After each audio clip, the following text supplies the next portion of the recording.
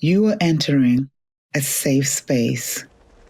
Please take a moment to center yourself and allow every thought, worry, and care to fall away right now.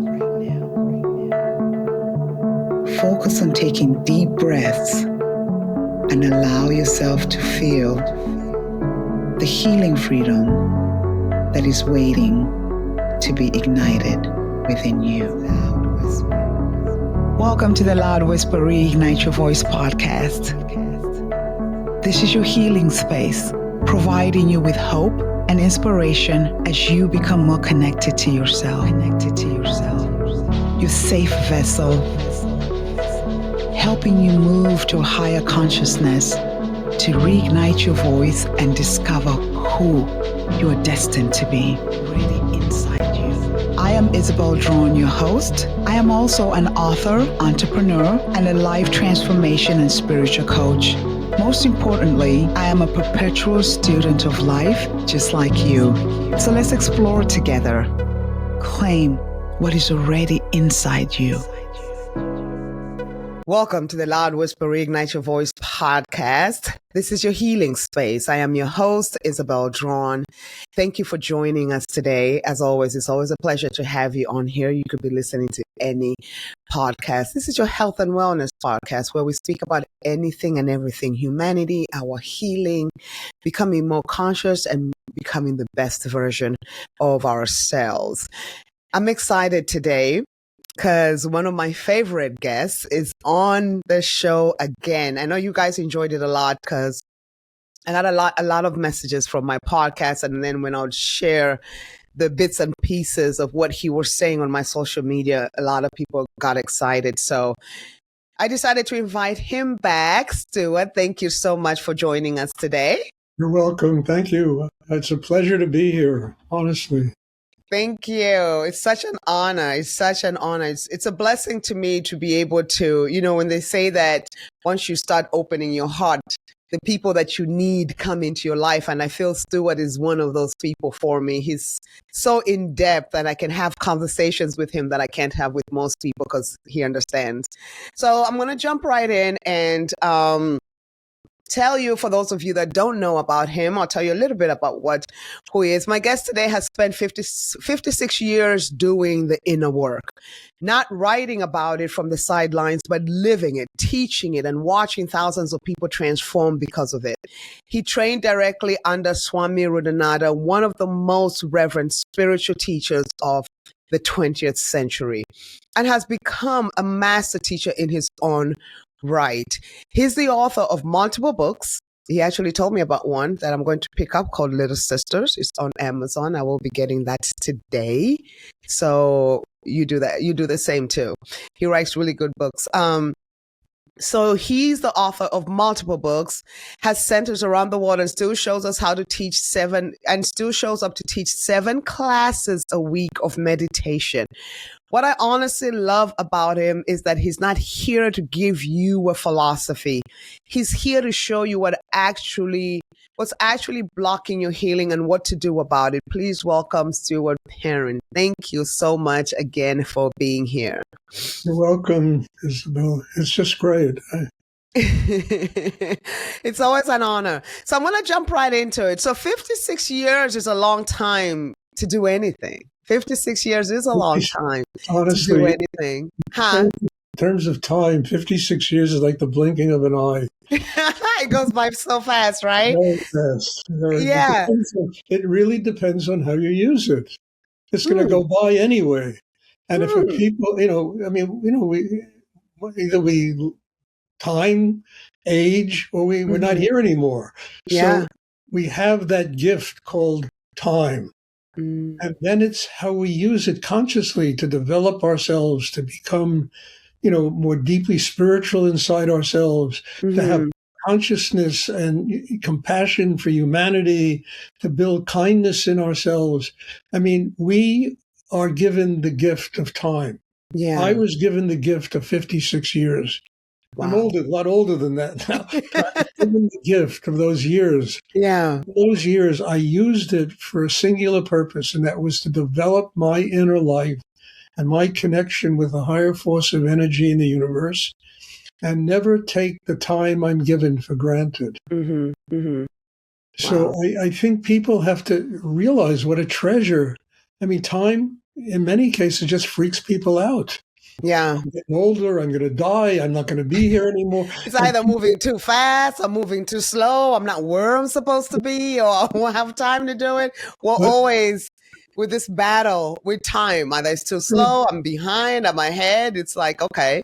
but if you use time consciously, Yeah. you stand 56 years is like the blinking of an eye, and yet it's Mm-hmm. also an eternity. Mm-hmm. And in that eternity, so many rewarding experiences can manifest for a human being, Mm-hmm. especially if they begin to tap that vast source of energy inside themselves, that Mm-hmm. connection in every human being that's spiritual. You know, my teacher, Rudy, Swami Rujananda, when I Mm-hmm. first met him, he told me the problem in the world is people are spiritually malnourished. Yeah. They're not connected to a higher force in the universe. And what do you mean by that, saying people that are spiritual? I understand it, but could you elaborate to our audience? What do you mean when you say people are spiritually malnourished? They haven't developed inside. You know, look, when the body is hungry, we eat. Yes. And if we don't eat, we starve. Yeah. When the inner life of a human being is hungry, they have to be able to eat spiritual and have to be able to absorb spiritual energy. We Mm-hmm. have inside ourselves what's called the chakra system. Now, you know, most people look at this as something extremely esoteric, or they think it's just Hindu, Buddhist, or it's not.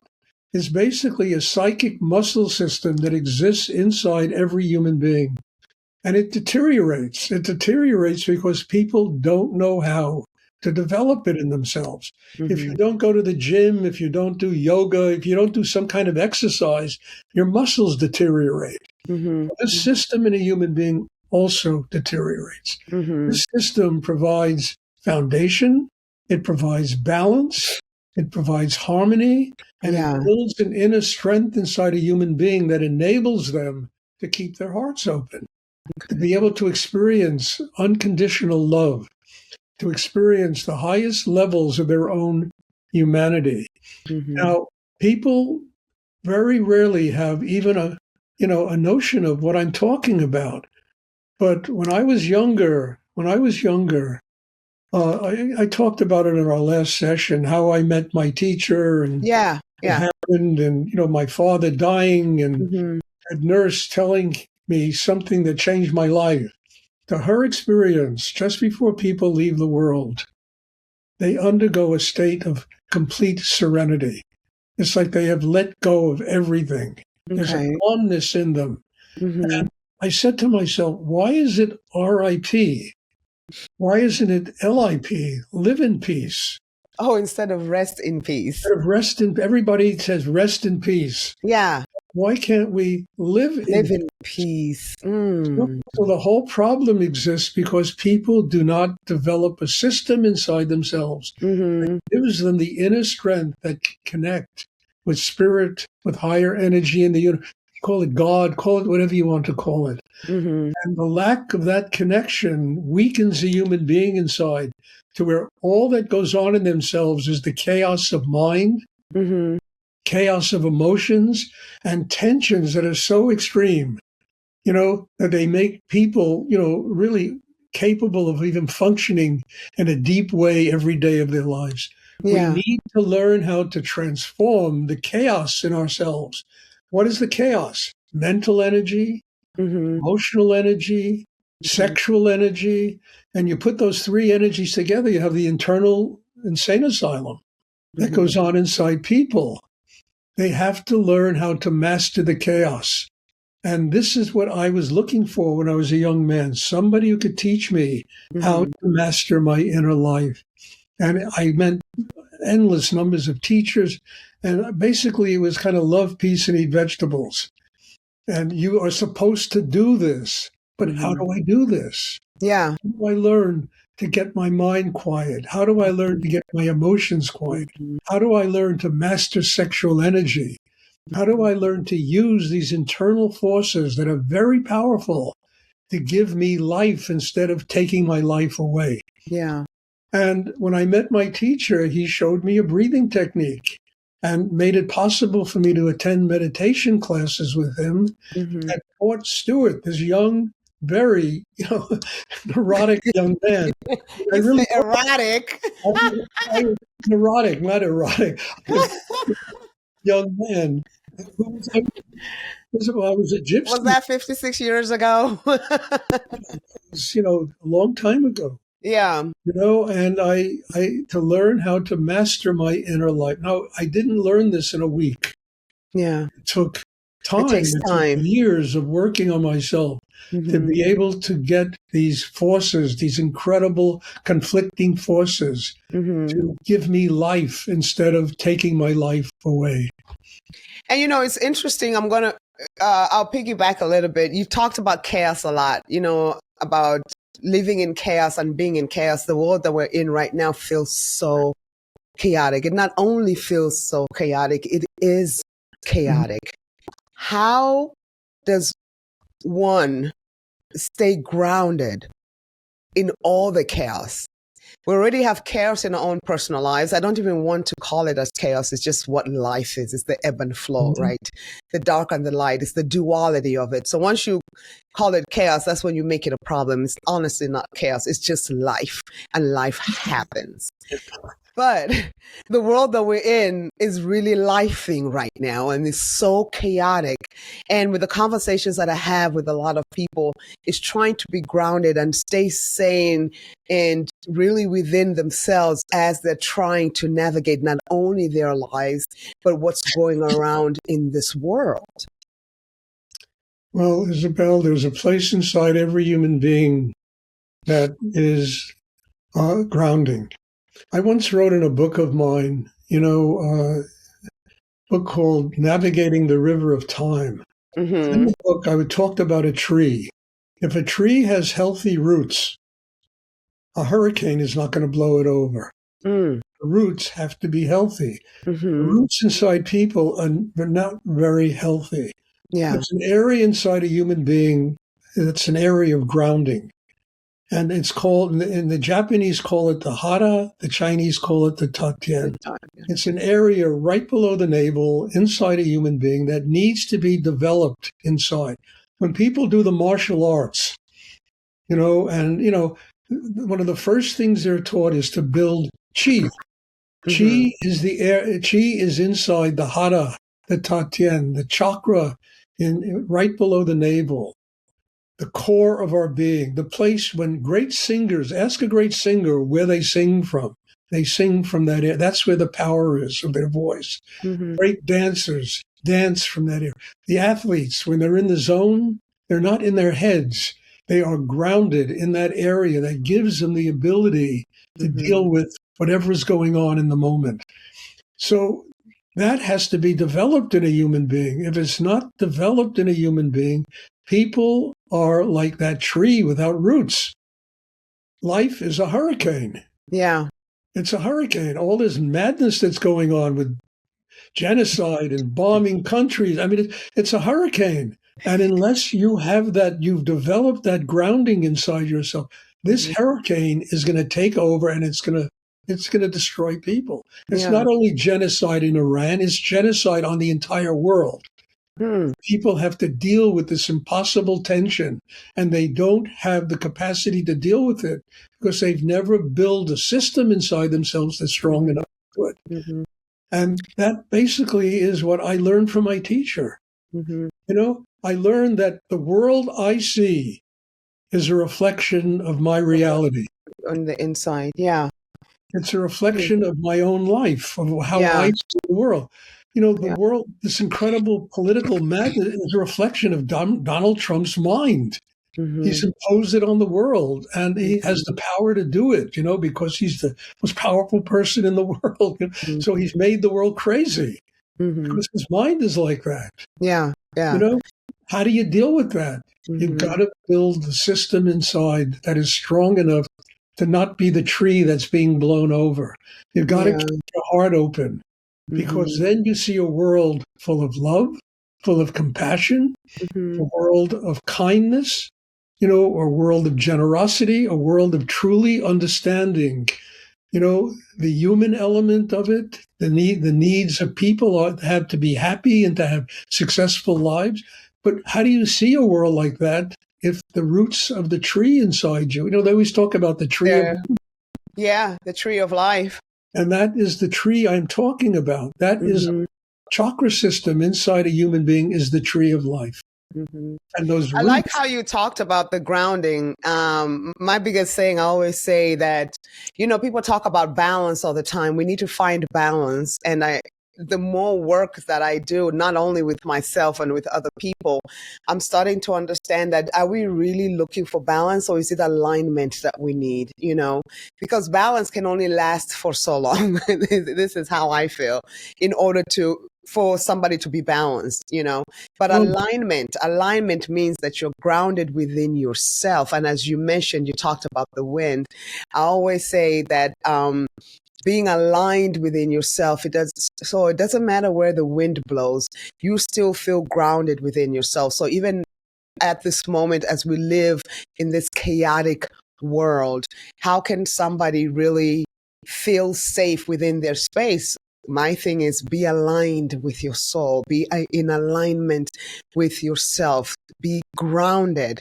And how does somebody get grounded? Because most people are doing everything right, on the outside, therapy, journaling, movement, but they still feel stuck. So what are they missing? What they're missing is, we are born with the tools to make this possible. We're born with the instruments. The instruments are the mind and the breath. We have to learn how to use these instruments consciously. Yeah.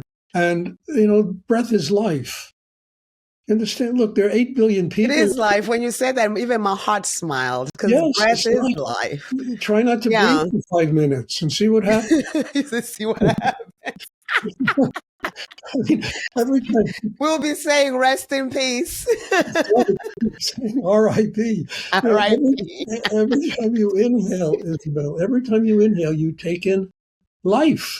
Yeah. Every time you exhale, you are letting go of a part of yourself. The inhalation, there's a wonderful mantra that they use in India and Nepal, and it's called Soham. It's a prayer. When people inhale, they say to themselves, they say so. When they exhale, they say hum. If you listen to the breathing, it becomes so hum. So hum means, translated, I am that. I am one with everything. And the first thing it does is it gets the mind quiet. The mind becomes quiet. And then we learn how to use the mind as a surgical instrument. The mind is an extremely powerful instrument. It's also making everybody crazy. Yaks. I'm so glad you say that, because I say that and people look at me like I'm crazy. I say that the mind is powerful, but then we have to remember our mind is a tool. But we're living in this world that, yes, use your mind, your mindset, what you believe, that's extremely powerful. But as I've discussed with you before, right, I'm a firm believer that the heart is where we make all the real decisions. The heart is where the truth of who we are. Yes. And the longest journey for a human being really is from the mind to the heart. And I think society literally takes the mind as something that governs their whole humanity. In my perspective, powerful. It's great to have a powerful mindset. The mind is a tool, though. It's an extremely powerful tool. It will protect you, but then it can also sabotage you. What's killing us can give us light. Look, the mind, the longest journey, Isabel, is not from the mind to the heart. The longest journey is from the mind to the core of our being. Okay. being able to focus the mind in the chakra right below the navel, in the harada, the tanten, whatever one wants to call it, enables the mind to become a surgical, just the energy, not thinking about it, because thinking about it just keeps us up here. Energy of mind, focus there, will open and develop that chakra, that energy center at the core, where the foundation is, where the core of our being is. The mind becomes a surgical instrument that opens us inside. And then when we learn how to breathe down there, the breath becomes the power that expands the foundation of our being and develops the root system inside us that gives us the strength to be able to deal with all the tensions of life. So the longest journey is not from here to here. It's from here. Well, I've always believed it's here to here. So you're saying it's here to the navel. To the navel, right below the core of our being, the foundation. Okay. And what that does is it gets the mind quiet. All that tension in the head begins to flow down. And what's killing us begins to give us life. It also gives us the strength inside so that we can open the heart center and we can experience unconditional love. We can experience kindness. We can experience compassion. And not only just experience it, you understand, but to sustain it, to be able to live with this thing all because we have built that system inside that enables us to live with an open heart. And when I'll tell you a story that it was relevant to this. When I was younger, I was studying with my teacher, and he had purchased a place up in the country, up in the Catskill Mountains, which we were using as an ashram, and to go up there on weekends and do meditation and work and just fix the place up. And one day I was working so hard that winter. I went to him and I said, Rudy, I said, I'm dead tired. Do you think I can go up to Big Indian and just rest? Rest?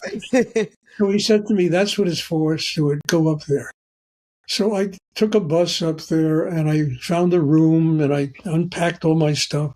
And I said, you're not going to sit in the room looking at the grass grow. Maybe do something to use your energy and make. And I looked out the window and there was about an acre of land where the grass, I'm talking, was up to my chest. There was also a tractor there with a mowing machine on it. So I said, that's something I can do. So I went down, I got on the tractor, turned it on, I started mowing the lawn in the garden. And about 10 minutes into it, this guy who was the manager of the meditation center up there comes running across the center, screaming at me. What are you doing? Oh, you did this, you did that. I said, I've been here 10 minutes. How much wrong can I have done? You said, how much wrong can I do? In 10 minutes. Anyway, this went on for like 15 minutes. And, and ordinarily in my life, it would have started a fist fight. It was so intense. And I said, Stuart, no, don't get into a fight with him. He's a friend of yours. You know him.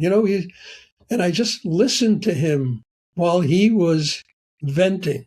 I just listened for 10 minutes, 15 minutes. I didn't say a word, Isabel. Just listened to him.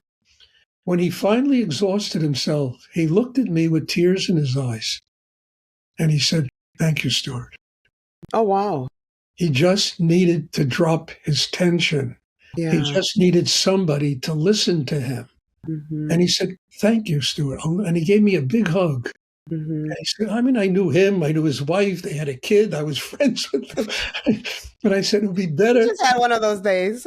Listen to him and let him vent. What does it matter? I'm not taking this personally, Yeah. The world isn't coming to an end.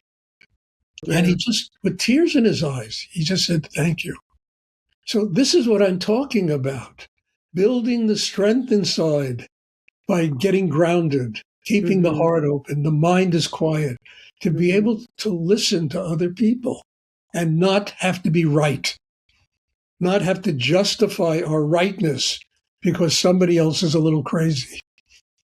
Listen to them. Mm-hmm. And, I'm telling you, I've used this over and over again in my life, and it is just an amazing tool. And Mm-hmm. yet, the only way I was capable of using it is I built that kind of system in myself that was not Yeah. intimidated by. I mean, I look at my president and I say, I feel sorry for this guy. I have Yeah. never seen a more unhappy person in my life Yeah. than this So you man. talk about being grounded, and where does somebody start? Because we have to be realistic and honest that when it comes to the spiritual journey, the world that we live in, well, now it's opening up more. The world that we live in, it's not something that a lot of people have seen growing up. So getting into it feels foreign. It's different. And more people are starting to get into the space of whether, let's call it wellness, because that's what the world Mm. calls it. It's wellness. How does one start to even either do the meditation, get into that space of being grounded and being one with themselves, if this is something that, number one, they've never done? And we all know meditation requires stillness, and we live in a world where stillness is Well, considered laziness, let me, weakness. Unless you're on the hamster wheel, is when your humanity is validated. Unless you're on the hamster wheel, you're constantly moving and constantly on the go, is when you're seen, you're heard, and you're validated. But when it comes to the actual space of humanity, which stems from the stillness, which our truth, who we are, stems from us being still, being connected to God. For me, it's God, the higher power, wherever people subscribe to. You can't do that on a hamster wheel. You can't do that while you're running on a track. You have to be still with yourself. So my question to you is, there are people listening right now. They've never done it before. The thought of sitting down with meditation is like, oh my goodness, how can I be still? And it's fascinating to me that people find being still so difficult versus constantly being on the hamster wheel. Because I'm the total opposite. Let me be still. I could care less about being on that hamster wheel.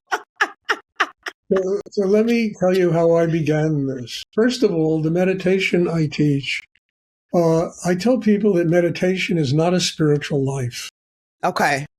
The first thing it's a craft that you learn that enables you to develop your humanity. Mm. Because without a developed humanity, nobody's going to have a spiritual life. Without being able to keep your heart open, without having a quiet mind, without being sick, nobody is going to have a spiritual life. Let's go a little bit deeper on that, please. What And do you then mean by that?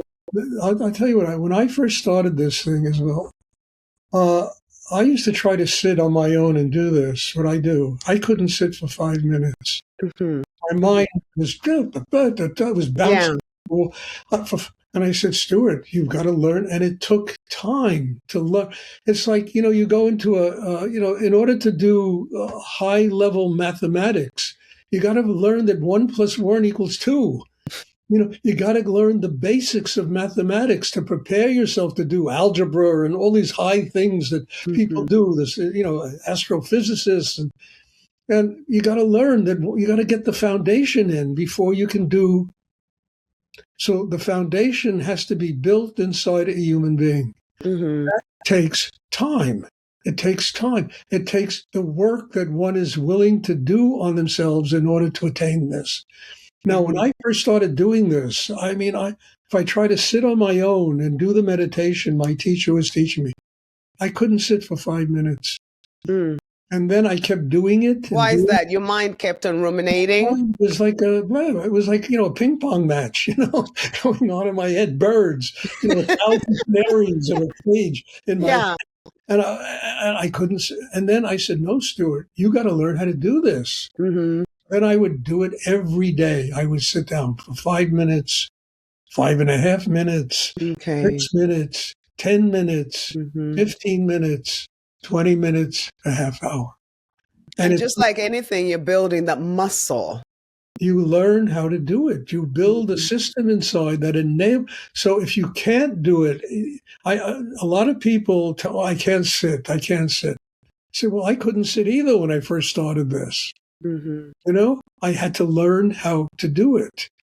And I think this is a really important thing for people. You go to school. You don't start school going for a PhD. You start school in kindergarten, and you learn the most basic elements of education, and then you build it up. And 20 years later, you're getting a PhD, you're getting a this or that, because you have built a system that can truly deal with the knowledge that is required to become a doctor, become a neurosurgeon, become an astrophysicist, become whatever. You need to build a system. It's like I always tell people, the pyramids were not built from the top down.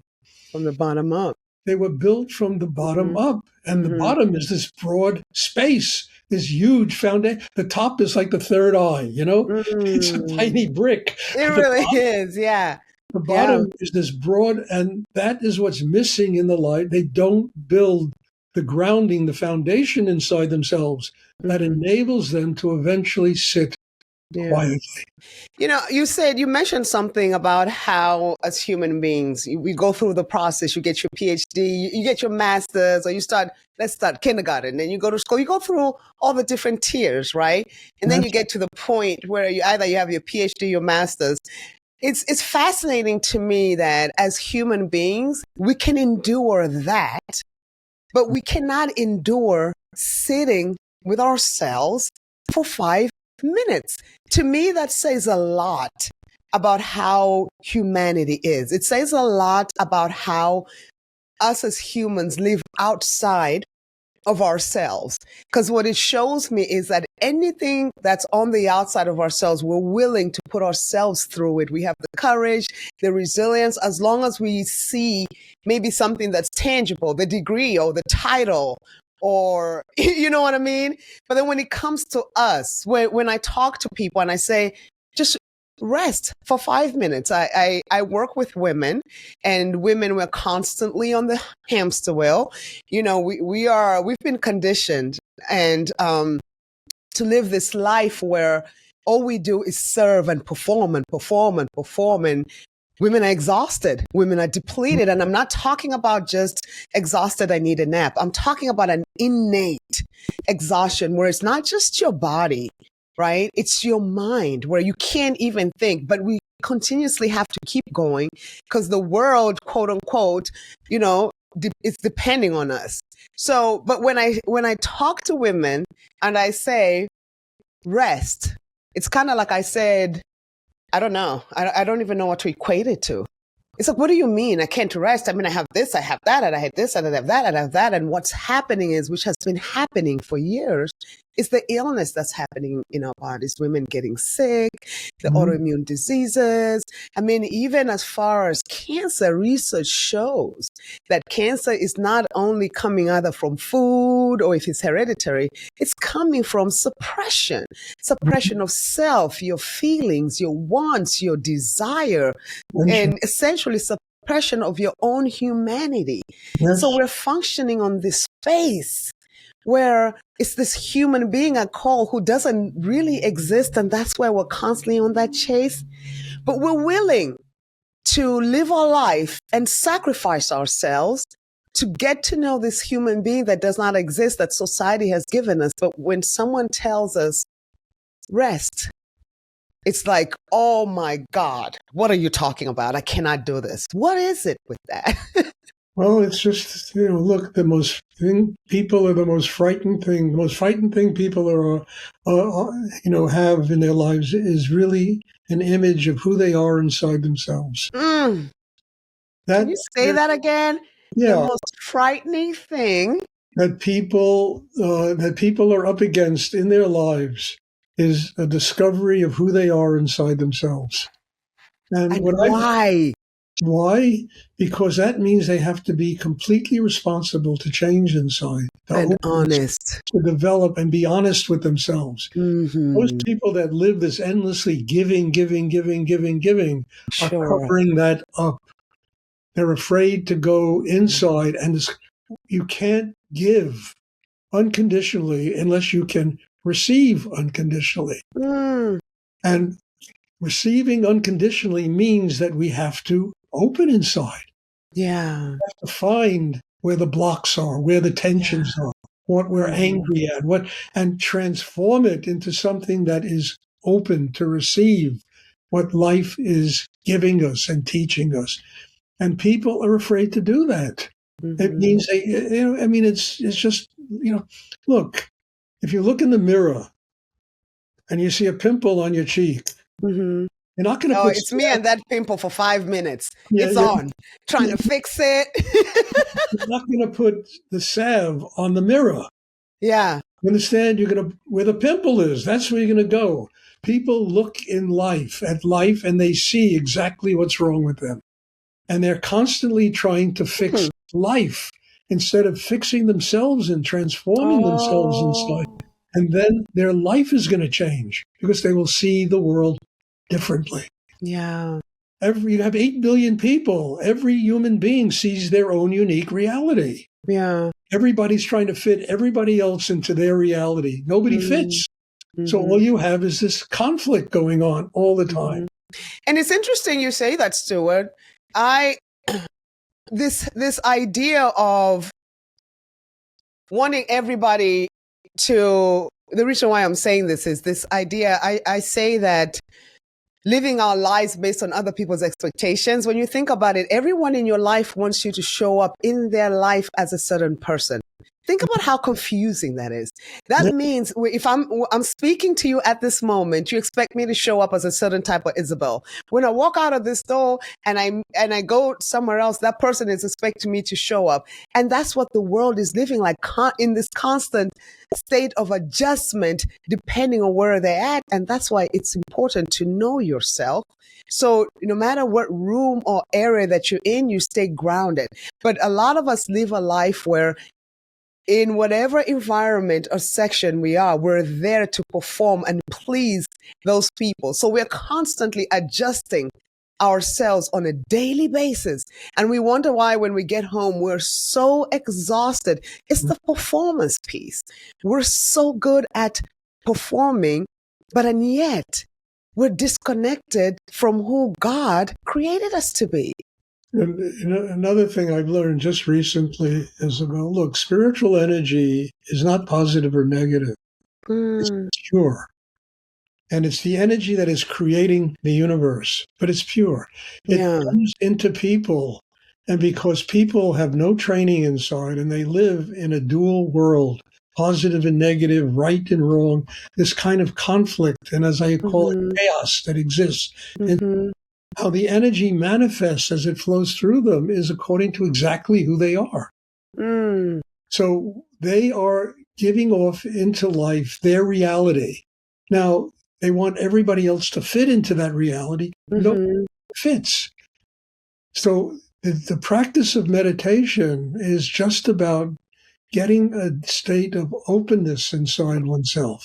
Yeah. Keeping the heart open. Keeping the mind quiet, being centered and balanced inside. So what's creating the universe, the spirit that flows through us, manifest, as love, compassion, joy, happiness. I mean, I always say happy people are enlightened people. Yeah. I'm a happy person in the world. It's almost impossible to find somebody that can live with joy every day of their lives. Not to cut you off, I have a family member and we always talk about him like, why is he like that? I mean, he's the type of person where I don't care what's going on. He is a happy person. He may have lost his job today, doesn't have this, but he's always a joyful person. And my truth is we always looked at him like something is wrong with him. Something is wrong. Why can't he be serious about life? Well, it's a great Japanese story, really. And I was for 30 years in the Asian art business, where I saw Hindu, Buddhist art, big collectors and museums and stuff like that. Yeah. And there's a Japanese legend, and this is great, of two monks. I forgot their names.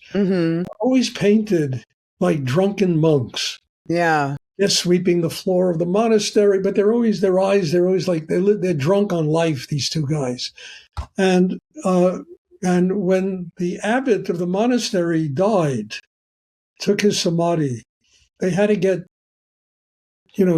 replace the abbot, but they had to replace it with someone who truly was a living example of Zen Buddhism. Yeah, yeah. And the only people they could find in the monastery that were living examples of Zen Buddhism were these two monks.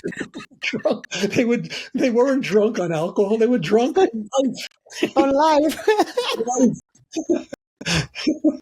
And the Japanese, they used to paint these guys. I mean, I used to love those paintings, these two drunken guys. Yeah, yeah, they're drunk on life, and I wish the world would be drunk on life. But it's really unfortunate, and there's so much pain. There's so much. I wanted to ask you this question. Yes, now I remember. Like, there's so much pain associated with. We talk about meditation a lot. You talk about the chakras, and a lot of conversation that's happening now. It's becoming common conversation is trauma. Okay. A lot of people are talking. Can you talk to me a little bit about trauma? How can you define it? I know trauma is really not what happened to you. It's what you experience because of what happened to you. It's not the actual act of it. It's the experience that you're having because of what happened. I can only talk from my own living experiences. Yeah. My life transformed itself the day my father died. It was my life transformed itself the day my father died. Okay. It was Talk to us about that. I was 16 years old at the time. The trauma of discovering that my father was dying was very profound. And I was a young kid. And I remember for one entire week, he was suffering from a fever that he didn't recognize my mother, my sister, or myself. And I remember going into his hospital room just before he died, and he was lying in bed in a state of complete serenity. Complete serenity. I had never seen that kind of energy in anybody before. I looked into his eyes, I could see 1,000 miles. The room was full of light. It was full of an energy I had never experienced. And then I left the room for a minute, and I met his nurse in the hallway. And I'll never forget this woman. She basically changed my life. She said to me, to her experience, just before people die, they go into this very deep state of serenity. It's like they have let go of everything, all the battles of life, everything. They have let go of everything. And I said to myself at that point, why did my father have to wait 49 years to let go? To let go. I said, why didn't he? I never saw him that serene in the 16 years I knew him. Why, and it transformed, that trauma of that experience transformed my life. I didn't go. In what way? I began to look for somebody who could teach me how to do it. Oh, okay. That's when you met It became a 9-year journey until I found this person. And then the same thing happened with this person who I found. I studied with him for 6 years. We were flying in an airplane in the Catskill Mountains, going up to upstate New York, where this group had invited my teacher to come and teach. We hit a mountain. We were in an airplane crash. And my teacher died. He passed on in that airplane crash. Now, he was the person I was the closest to, even closer than my parents. Loved him so profoundly and unconditionally because he saved my life, basically. And I was holding his hand when we hit the mountain. And you talk about trauma, And my first thought was, when I realized that he had passed, now you'll find out what the last 6 years were really about. Can you sustain his teachings? Can you continue to grow in your life? Yeah. Did you really learn what he taught you? He is not around anymore to kick your ass. He's not around anymore to push you. Can you do this? And it was, those were probably two of the most traumatic things that ever happened to me. Both of them gave me life. They, instead of getting depressed and unhappy and miserable, I said, no, how can you find a way to grow because of these things that are happening, to grow in your life? And I think what happens to people is negative things happen to them and they get into states of depression, unhappiness, not realizing they are, in a way, these negative things are a kind of gift. Behind us. We Yeah. haven't arrived yet. Mm-hmm. We have to grow inside. We Mm-hmm. have a life to live, this precious thing called time that we have to spend. And how are we going to use it to develop ourselves as human beings, to grow, to become more? And this is exactly what my teacher wanted me to do. Because he used Mm-hmm. to tell me, he said, Stuart, when I pass on, don't build shrines to me. He said, don't lament my death. Don't cry at my grave. Just learn what I have to teach. And by learning what I have to teach, Mm-hmm. continue to grow in your life and follow your path and to nurture other people and to become a servant of a higher energy, of two things, of a higher energy in the universe and of humanity. This is what he told me before he died. Yeah. And I think this is what's missing in people. They don't understand these tragedies come to, I mean, it was, Teach us. I mean, one of the great plays ever written was Oedipus Rex, and Oedipus's wisdom came after he was blinded. You Mm. know, after the trauma, the biggest trauma that happened in his life, he was blinded. He gained all his wisdom.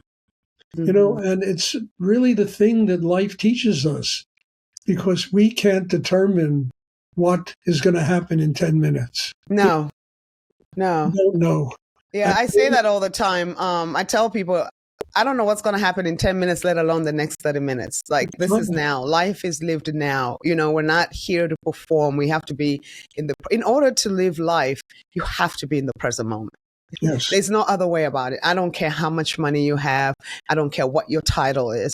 But the whole human concept, the aspect of being a human being requires being in the present moment, which is the hardest thing to do for a world that's constantly on the go. And I think that's part of humanity's battle today, is really deciding what it is that we want to lean into, what we want to feed into. Because if you sit with yourself, you feel like the world is moving without you because it's constantly going and everybody's moving, you know. But then when you come on this side, you're living outside of yourself. There's no being in there, being in your humanity. There's no being in your presence. There's no actually being yourself. So it's that people are trying to juggle the two. I have to keep constantly moving in order to survive in this world, so they think.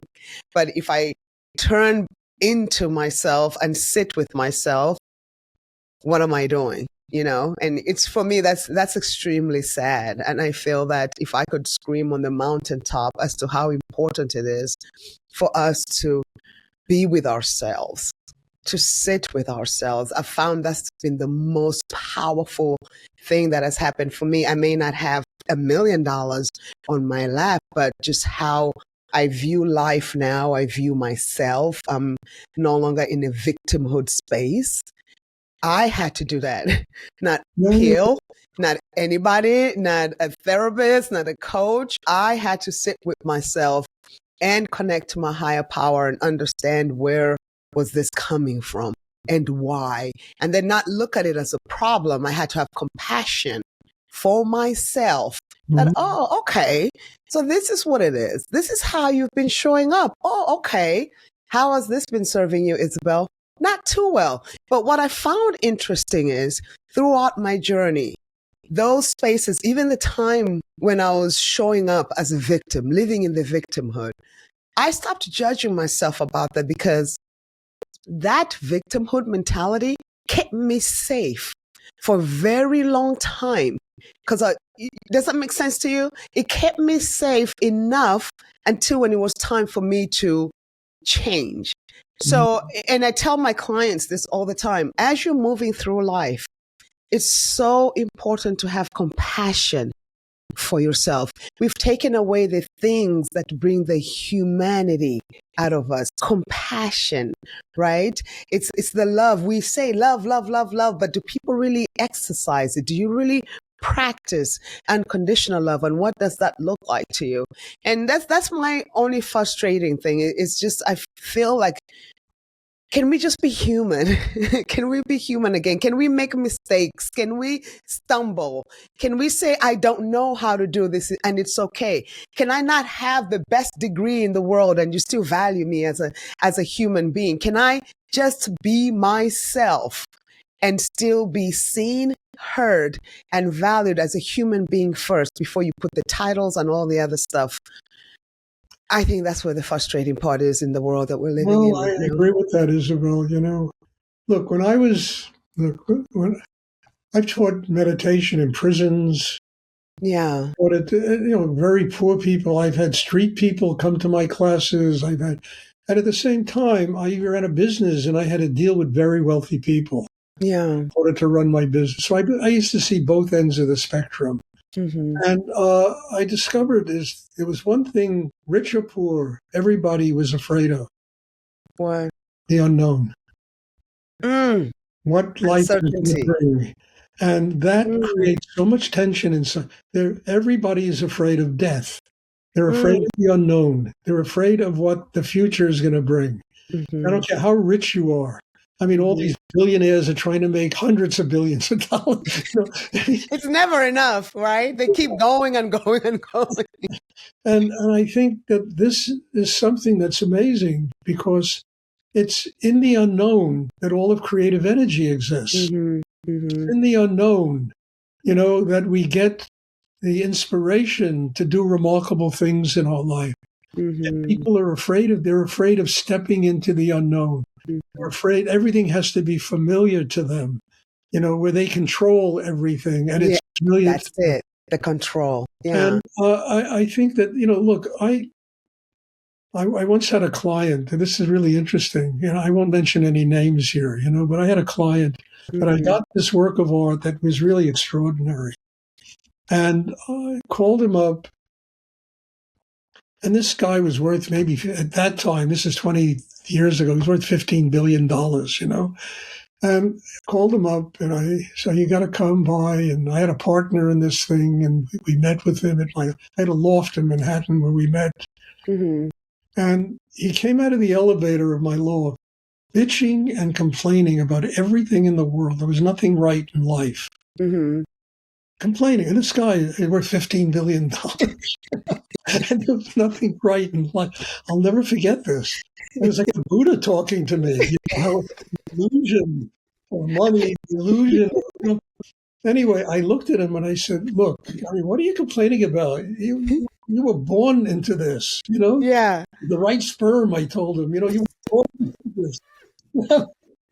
And he looked at me and a little upset. He said, you want it? You want it? Wow. What he said to me. It was the Buddha talking to me. It was the Buddha telling me how it's all an illusion. Wow. And how totally freaked out people are about stepping into the unknown, what goes on. They haven't built a system, and no matter how rich they are, they haven't built a system inside themselves to be able to deal with the chaos of life. They get swept into it, and it eats them alive. Yeah. I was so grateful to this guy. I never sold him anything. I think he was so upset at me. But I was so grateful to him that what he said was like one of the great lessons I had learned early on in my life. Yeah, yeah. How, money doesn't do this. People need to build an inner life that gives them a secure connection with higher energy in the universe, where they have developed an open heart, a quiet mind, a grounding. They have mastered their sexual energy, and they can use it to activate a force inside, which will give them a spiritual life. So, learning these things takes time. My teacher, Rudy, told me, if anybody ever asks you who the guru is, just tell them the guru is life. Life is the teacher of all. Oh. Life is the teacher of all. Life is the teacher. It took me 20 years to master that teaching, Isabel, to learn what he was. Life is the greatest university. And every experience, there are no accidents. Every experience is teaching us about ourselves. What we have to learn in order to grow inside and to become more human. And I'll never forget, if anyone asks you who the guru is, and I tell people I'm not the guru. I said, Swami, they're not the guru. My job is to help train people to sit in front of the real guru, which is yourself.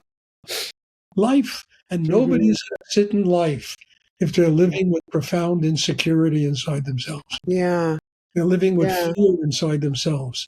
If their mind is chaotic, their emotions are chaotic, and they can't deal with that stuff that goes on inside. Yeah. Yeah. And constantly on this chase. I sit and think like, wow, people, we're in this space of acquiring. We want to acquire this. We want to acquire more money. And there's nothing wrong with that. Even God says, I'll give you the desires of your heart. So whatever you want, you can have. I find it sad, though, that we spent our time acquiring and not acknowledging and knowing Well, you can ourselves. do both at the same time. You can do both at the same time, yeah. I'll tell you one more stories. I'll tell you a story. All right, tell me one more story. Look, when my teacher, Rudy, was probably one of the biggest dealers in Asian art in America. He had lofts full of stuff that he had bought and when he passed on, his mother took over the business for him. His mother and I were very close. Mm-hmm. She was a difficult Brooklyn woman who, tough and ground, New Yorker. I loved her, because I grew up in the Bronx and I knew people like that. And I just loved her, and we had a great time. She calls me up one day and she says, Stuart, how would you like to buy 2 truckloads of art from me? So I said to her, I'm living in Texas. And I said, Ray, do you know where I live? She said, well, I said, Ray, I live in a very conservative Christian town. If I start selling Buddhas and Shivas here, they're going to come and probably... They'll have the HOA kick you out. Come, set a fire and burn me, So she started to laugh. She said, okay, just think about it. So I thought about it for 10 minutes. And I said, Stuart, you have $1,000 to your name. And I called her back and I said, Ray, I know this is crazy, but I'll do it. I'll do it. And I went to New York and I went to her gallery, and the first day was impossible. All the prices were twice as high and this and that. And, and it was all the complaining about life. And, and I finally walked out of there and said, forget it. My Oriental art career is finished with. Anyway, I taught a meditation class that day at a friend of mine's apartment in Manhattan. And in the class, my teacher, Rudy, his soul force came into the class. And he said to me, Stuart, buy my mother a bottle of scotch. And, and I don't drink. I haven't drunk since buy my mother a bottle of scotch. And I said, a bottle of scotch? He said, repeated it 3 times. Buy my mother a bottle of scotch. I went down the next day. I went to a liquor store. I bought a bottle of Chivas Regal because I knew she liked Chivas Regal. Went down to her gallery, walked in, gave her the bottle of Chivas Regal, and all the energy changed. Suddenly, all the things were half price. Oh, my goodness. It was unbelievable. I filled up 2 truckloads because I bought this woman a bottle of scotch. She made me lunch. She was hugging me and thanking me and telling me stories about Rudy. And I mean, it was an incredible day. Yeah. And I look back and I put myself in debt. I had about $1,000 to my name for $175,000. And at that time, it was probably $2 million in today's money. And I said, how are you going to do this, Stuart? And what I did is I used my meditation and my inner work to draw the energy out of the cosmos that gave me business sense and how to run this business and how to become successful in this business. And 2 to 3 years later, I paid off the debt. Oh. Yeah, I paid off the debt. And I wound up having this extremely successful Asian art business. And what enabled me to be successful at it and not be swept away in the greed of it was I kept remembering to go up and tap this higher force in the universe. This was my purpose. This was giving me money to run a meditation center.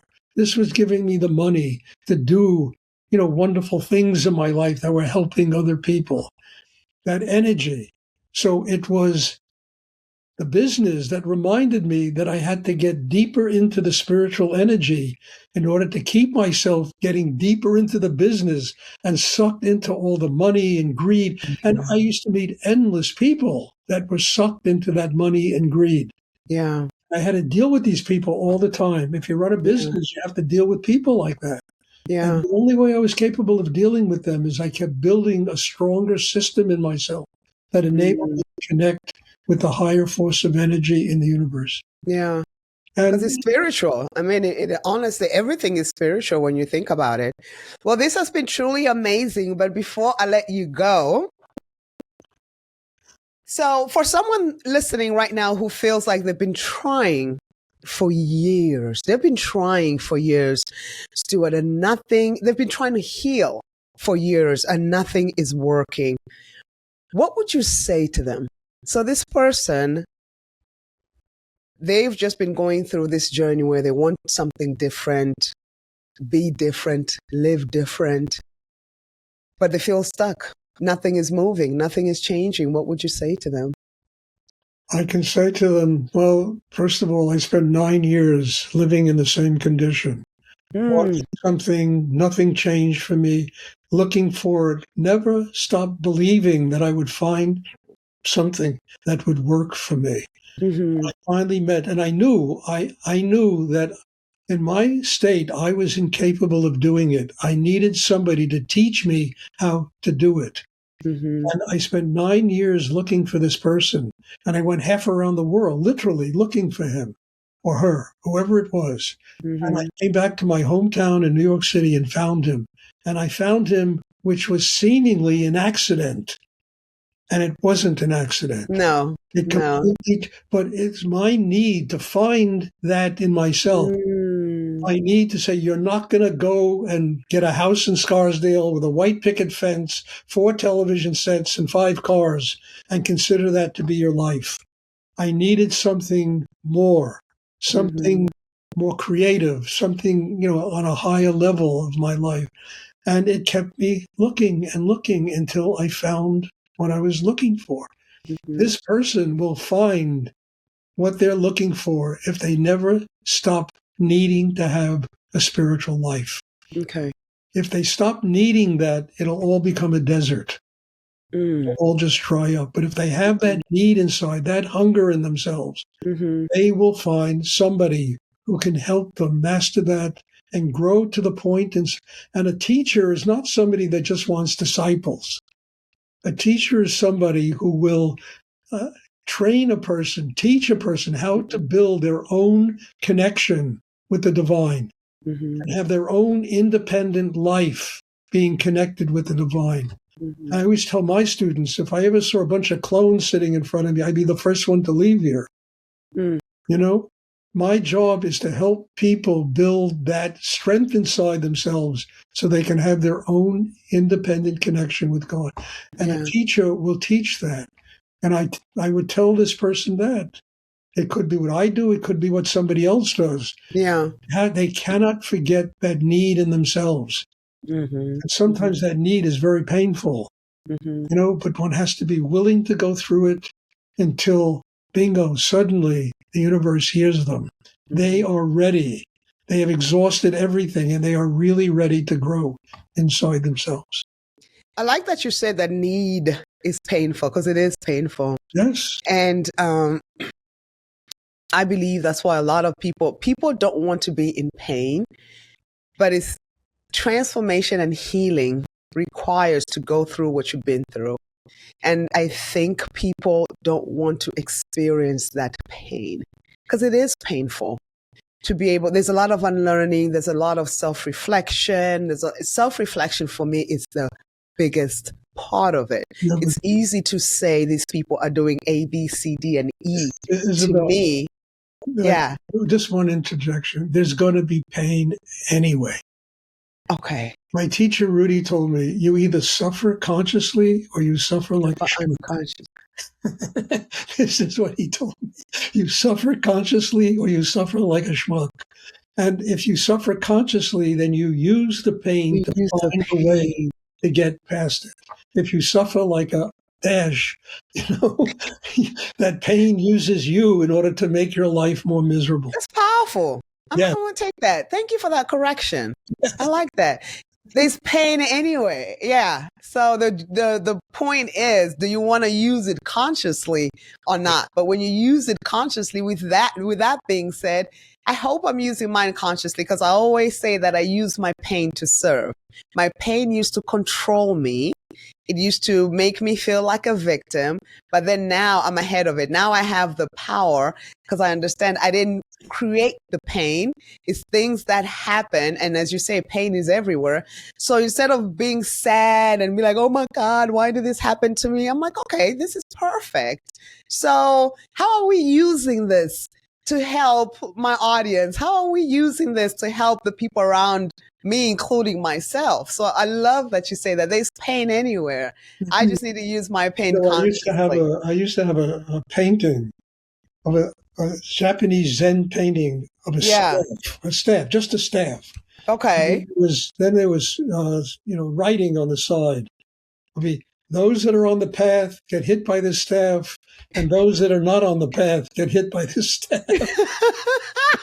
It happens anyway. Anyway, so you might as well use all the stuff you complain about as a means of growing in yourself, and not as a means of defeating yourself.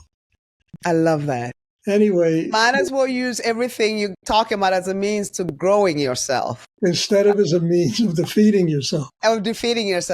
Well, Stuart, thank you so much. This is it. And before we go, I'm going to let you go. I know you have other things to do. Where can people find you, learn from you, and go deeper with you in this work? Could you share with us where people can find you? Yeah, they can. I have a website, stuartperrin.com, www.stuartperrin.com.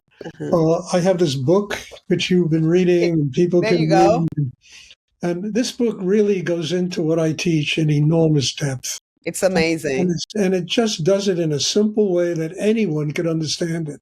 It's not written with a lot of Sanskrit terms and metaphysical terms. It's in basic language. It's a lot of poetry, too. And it's literary. But it's a book that anybody could understand. And I just lowered the price on it. You can get it at Amazon, Barnes & Noble, Walmart. You can get it. Any bookstore, local bookstore can order it for you, and I suggest they read this. Another thing is I have about 1,400 talks I've given, videos of talks I've given on YouTube and Facebook. Okay. People can easily find me there. Podcasts, I've been doing a lot of them lately. And so I'm available, and I teach 7 times a week on Zoom. And I have people that attend my classes from 4 different continents. So being far away is not an excuse. You can be in your living room, and you can learn all these things that I've learned in my life now in these Zoom classes. So it's readily available, and God bless, I hope people take advantage of it. My job, Isabel, is to give away everything I've learned in my life. I can't take it with me. I'm not getting younger, and I have to give it away. And I dream about having people that want to take it. I don't have a fee for what I teach. Yeah. There's no cost. I mean, I ask people, yes, at the month I send out my virtual begging bowl, and $5 donation. You're offering. And and I get enough money to pay the rent and to live, but I don't make money on this. There's no fee. So poverty is not a reason, and you can find me, have Wi-Fi. That's the only thing that would enable you to do it and not do it, just to have Wi-Fi. Yeah. Well, Stuart, as always, for me personally, I'm truly honored. I'm truly blessed to know you and to have you in my life. And again, thank you. Thank you so much for what you do. Thank you for giving your heart, your knowledge, and thank you for wanting to make this world a better place, because people are suffering. The truth is, people are suffering, and it's people like you who are so selfless, and you just want to see the world a better place. Thank you so much. I can't tell you thank you enough, and it's been an honor to have you on here. You're welcome, Isabel, and God bless you. Thank you for doing this, for having me here, and for us having met. because this is something really terrific. God Yes, I'm honored. Thank you. Take care. Namaste. Thank you for listening to the Loud Whisper Reignite Your Voice podcast. If you enjoyed today's show, please be sure to subscribe so that you never miss a conversation. I would also be honored if you would consider leaving a positive rating and review on Apple Podcasts. As always, you can connect with me through the links in the description. Thanks again for listening. We're so glad you could join us today and look forward to supporting you on your greatest journey. Have a great day.